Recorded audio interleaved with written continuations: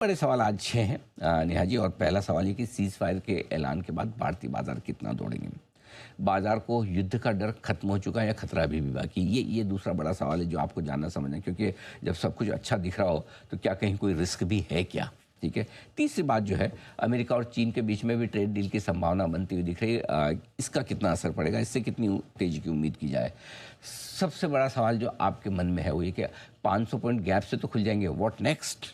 क्या तब भी खरीदें या करें इंतज़ार, मौका मिलेगा या मिस कर जाएंगे।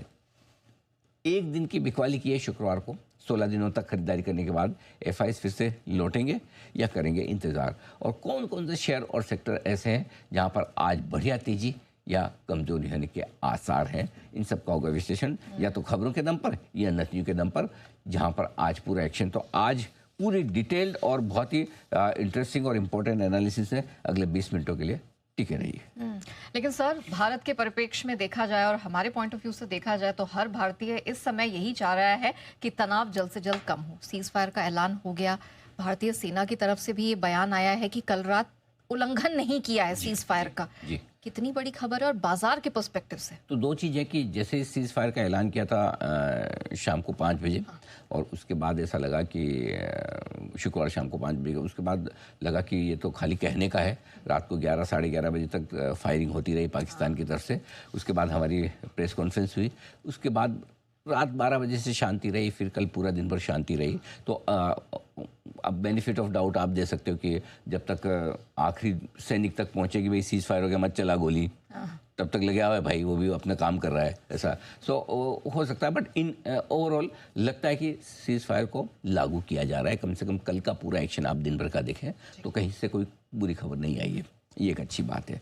अब रहा सवाल सीज फायर के बाद बाजार के एक्शन पर। तो आज दोपहर 12 बजे भारत और पाकिस्तान के डीजीएमओ के बीच में जो मुलाकात होनी है, उससे भी काफ़ी कुछ आगे बात समझ में आएगी कि सीज फायर को लेकर आगे किस तरह की बातचीत होती है, कितना टेम्परेरी कितना परमानेंट है। और अगर सीज फायर से युद्ध विराम, देखो युद्ध रोकना है, सीज फायर का मतलब युद्ध रोकना है, और युद्ध खत्म होने, दोनों में फ़र्क है। युद्ध विराम और युद्ध की समाप्ति में फ़र्क है। तो अभी आप युद्ध विराम तक पहुँचे। जनरली युद्ध विराम पर ही बाजार रिएक्शन देता है, क्योंकि बाजार युद्ध समाप्ति तक का इंतजार नहीं करता कि भाई लड़ाई खत्म कर रहे हैं, यही अपने आप में एक बड़ी चीज़ है। सो आई थिंक इसी पर बाजार का रिएक्शन आएगा। अब कैसे आ सकता है, सबसे इंपॉर्टेंट चीज़ क्या है नेहा, कि बाजार का रिएक्शन उस चीज़ पर आता है कि जो अनएक्सपेक्टेड हो। शुक्रवार को हम क्यों गिरे, थोड़ा सा बैकग्राउंड में जाना ज़रूरी है। और अच्छा खासा दिन भर ठीक ठाक ही चल रहा था मामला, सुबह हल्के कमजोरी के साथ है वो ठीक है, लेकिन दोपहर में अचानक से जब ये लगा कि पाकिस्तान तेज़ी से हमला करने की कोशिश कर रहा है, तो बाजारों का रिएक्शन, क्योंकि पिछले 2 एक्सपीरियंस हमारे कैसे थे, हमने सर्जिकल स्ट्राइक की, एक दिन का काम हुआ, खत्म, दैट्स इट। पाकिस्तान की तरफ से भी कुछ नहीं, हमारी तरफ से भी कुछ नहीं। लेकिन शुक्रवार को पहली बार ऐसा लगा, गुरुवार को पहली बार ऐसा लगा कि पाकिस्तान भी रिटेलिएट कर सकता है। जब उन्होंने तेज़ी से किया तो बाजार गिरे, और शुक्रवार को जो एफआईज ने बेचा वो भी इसी वजह से कि उम्मीद नहीं थी कि पाकिस्तान भी इतना तेज़ी से आ सकता है। और शुक्रवार शाम तो बहुत ही एक्टिविटी ज़्यादा हुई थी। सो अनएक्सपेक्टेड चीज़ पर बाजार रिएक्शन देता है। तो ये अनएक्सपेक्टेड चीज़ शुक्रवार की थी। आज सुबह की या शनिवार रात की अनएक्सपेक्टेड चीज़ क्या है कि सीज फायर इतना जल्दी हो जाएगा, ये किसी ने नहीं सोचा। जिस तरह की एक्टिविटी शुक्रवार को चल रही थी, शनिवार को, आप सोच भी नहीं सकते कि सीज फायर होगा। कहीं दूर दूर तक आप अंदाजा नहीं लगा सकते थे। और यही बाजार के लिए बेहद पॉजिटिव, बाजार को अनएक्सपेक्टेड जो पता नहीं हो वो चीज़ आती है, तो बाजार को उस पर रिएक्शन देने में मज़ा आता है, चाहे वो पॉजिटिव साइड हो चाहे नेगेटिव साइड हो, राइट। सो दूसरी चीज़ एक और है कि पिछले 2 हफ्तों से, जब से पहलगाम अटैक हुआ उसके बाद से बाजार ठंडा था, घट नहीं रहा था लेकिन बढ़ भी नहीं रहा था। जबकि लगातार 16 दिन से आपके एफआईज खरीद रहे हैं, लगातार 6 दिन से लोकल और एफआई दोनों मिलकर खरीद रहे हैं। सारे फैक्टर्स आपके मैक्रो इकोनॉमिक फैक्टर पॉजिटिव हो रहे हैं, नतीजों का सीजन बुरा नहीं, फिर भी बाजार अटका हुआ है। क्यों? एक ही डर कि भारत पाकिस्तान के बीच में क्या, सबको लगता है कब होगा, कितना होगा, कब कैसे होगा, हो जाए तो काम खत्म हो, राइट। तो वो एक डर था, वो डर अब थोड़ा पीछे चले जाएगा। तो ये एक बड़ी चीज़ है। और अगर वैसे भी उस समय युद्ध का डर नहीं होता तो आप 25,000 के ऊपर होते, हम बात भी करते थे, राइट।